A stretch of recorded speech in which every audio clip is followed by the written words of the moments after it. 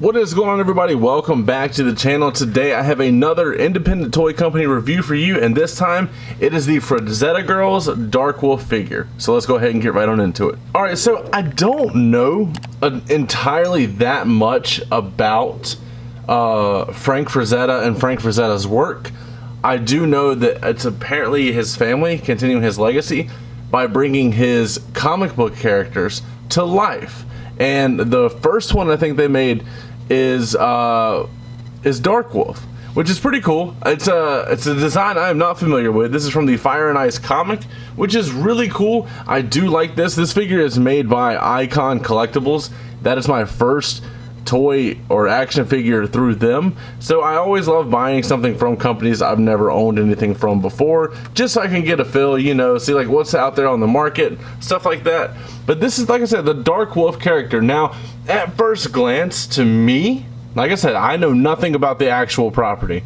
To me, this looks like some sort of prehistoric Black Panther figure, which is pretty cool. Now that might get some heat. People might not like that take on it, but I will show you guys what I'm talking about a little bit later. I really and truly do think that that would be a pretty sick way for people to take their figure photography.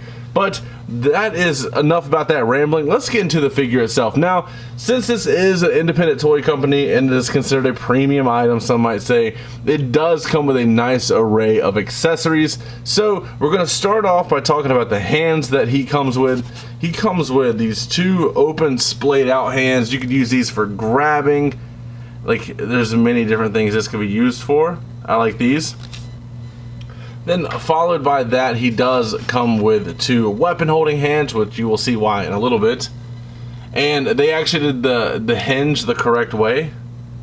If I can get that to focus, they did the hinge the correct way so he can swing it up and down. That peg is a little stiff, but I didn't warm anything up beforehand, so that is my fault, you know. And it's even got the veins in the hands, which is insane on both hands too. That's pretty cool there. That looks good. Then he comes with a right hand for pulling back the bow, which you will see in a little bit. And I think, is there enough space to put... I'm going to have to look and see if there's enough space to put the arrow in between there. And then he comes with two fisted hands. Once again, the veins are sculpted in there. And that just, it looks pretty insane. As far as weapons, you heard me mention it already. He does come with an old school style drawstring bow. I think that's what it's called. Not much going on there, but you grab it and it does have some resistance. So I mean, obviously be careful. You can't even see that string. Obviously be careful. Do that. Let's see if there's a slit in the arrows to make it where it can sit flush. There is not. So it comes with 3 arrows, and unfortunately there's not a slit in the arrow to make it where he can hold it properly. You'll have to just kind of prop it up some other way, something like that, you know, for figure photography. But there's not a little cut. I mean, you can easily take a little X-Acto knife and just make it the smallest little slit in there, and I think that would work. And then as far as attaching it into his hand, you are not going to be able to do that, I don't think. I'll try to do it off camera, that way just in case I break something being stupid. Yeah, no, unfortunately there's not any way for the arrow and the hand to connect each other. Maybe it's my own misunderstanding, which is very likely the case. So if you want to see another review on that, I'm sure there are plenty of them. But for my unprofessional opinion, I don't think there's a proper way to do it. As far as another accessory, he comes with his battle axe, which is what those cool like hinged up and down hands are for, so you can take it and swing it properly. This looks nice. These points are really freaking sharp. I actually had like stab my finger and like pull skin earlier, which is like insane, kind of cool, kind of crazy, I don't know. But these are intended for adults, not children, of course, especially at that price point. There's that. Like, I love the paint work on that. Looks really good. Nothing too fancy, but it's nice and clean. It's simple, and it has everything you would want. He comes with 3 face plates. As you see, he has this stern looking face there on the figure. He comes with a kind of yelling out head. Maybe he's in pain, maybe he's getting ready to attack, whatever it may be. That is how that looks. The tongue on mine is a little off-centered as far as paintwork goes. I'm not too worried about it, but I will show you how to change those faceplates in just a second. And then he has kind of like another gritting, maybe in pain, maybe swinging, maybe bracing for impact, maybe about to swing. Who knows? But that is the faceplates. Now let's get into, I'm gonna show you how to change those before I get into the actual figure. I'm gonna pop this head off camera, get a little bit better leverage behind the camera instead of keeping everything on there. And since that fell off because it was attached, let's go ahead and talk about this necklace. Nice little skull with bones, looks good. It's a nice like bendable plastic, so like, or maybe it's like kind of close to rubber, so you don't have to worry about any of those breaking off, which is pretty insane. I'll go ahead and put that back on my boy right there. So as far as changing the head pieces, let's go ahead and talk about this wolf, or like this panther, or whatever it is, head sculpt. Insane hair sculpting on there. Like, look at the back. There's so much on there. Looks so good. Cannot say enough good things. And the piercing green eyes are pretty insane. But you just kind of take, this is how I do. I put my finger back here, grab the chin, and then pulled. And then as you see, it kind of pegs right into there with the top, or the top of the faceplate. So all you do is, for one, you don't drop it. For two, you plug it right back in there. A nice fit. Doesn't click, but it has like a little, you feel it go in there, you know?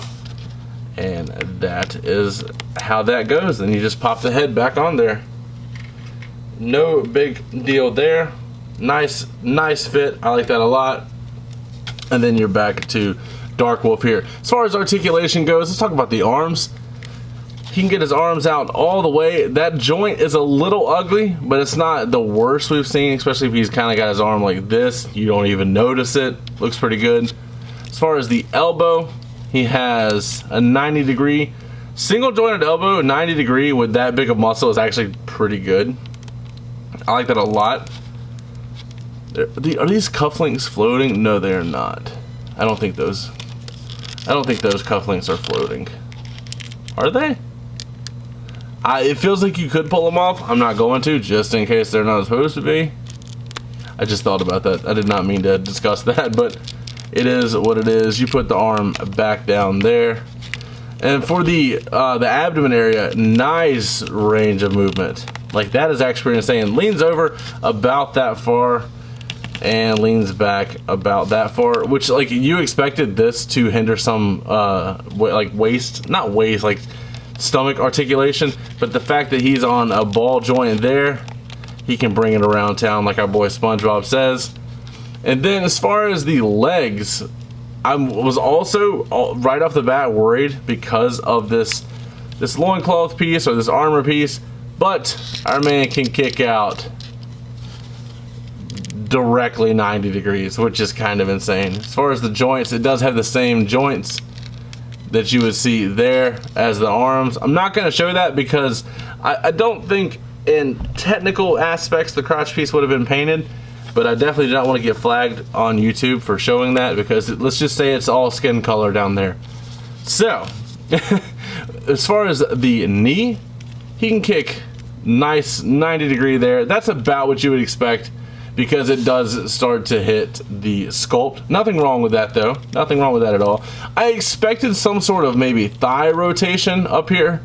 Like, well, you have that, which is nice, which you can kind of bend how you please if you want them to get down like that. Also, look at the muscle definition. Holy Christ. But you don't have a thigh cut, which is kind of what I'm used to, considering I do a lot of wrestling figures and Marvel Legends and stuff like that. But I was really disappointed there's no boot cut. Now, there is lower leg swivel at the knee, which is insane. I don't think I've seen that. That kind of trips me out, and I didn't figure that out till just now. But the boot does not move. It does have great articulation, but it goes down to skin color, which leads me to believe that, yep, this, if you remove the foot, heat it up, remove it properly, This black piece here with the cloth and the wrap is removable if that is something that you so please to do. But that is Darkwolf in his entirety. A very menacing looking character. If you want to stick it back there, if you saw my Odious review, he is a hair shorter than Odious. Well, on camera it looks like, they're about the same size, honestly. But in person, maybe I'm tripping. I don't know. I do be tripping a lot. So we'll go back, center the camera right here. We'll put Darkwolf up next to the Mafex Bane, one of my favorite figures so far this year. As you see, Bane is taller than Darkwolf. That is fine though. I want my Bane to be big. This Darkwolf is still big though, so don't get it twisted, that's for sure. Let's compare him up next to the G.I. Joe retro carded Duke. As you see, Darkwolf is definitely taller than the standard 6-inch figure. We'll put Duke on the other side. We'll compare him to the Jada Toy Street Fighter Ken. And as you see, he is definitely a menacing character, taller than your average 6-inch because he's, I don't know what, it says 1/12 collective, or not 1/12, that's Mesco. It says 1/12 scale, which is fine. If he's meant to be a bigger character, which I think he is, that is perfectly fine. And we'll compare one more time to another Mafex figure. We have Peter B. Parker. He is nice and tall compared to him. I like that. Actually, I forgot I had this figure until I found it recently, so that's why I wanted to pull it out and mention it in the video. And then I mentioned that he would do great as a prehistoric Black Panther, so I wanted to pull some Black Panther figures out. And here we have Killmonger and T'Challa. And one that I'm actually really wondering about is M'Baku. So let me go grab him real quick so I can show you what it looks like with him. Alright, so let's take T'Challa and Killmonger, put them over to the side, and see how Darkwolf compares to M'Baku. And there you see, it is, I like that scale. I like that scale a lot. This is the original Build-A-Figure M'Baku, not the re-release in the Legacy Collection. I do like the look of that a lot. So maybe he wouldn't be part of the Jabari tribe, but he definitely could fit the universe if he so choose. But that is going to be it for today's video. As always, don't forget to like, comment, subscribe, and last but not least, take it easy.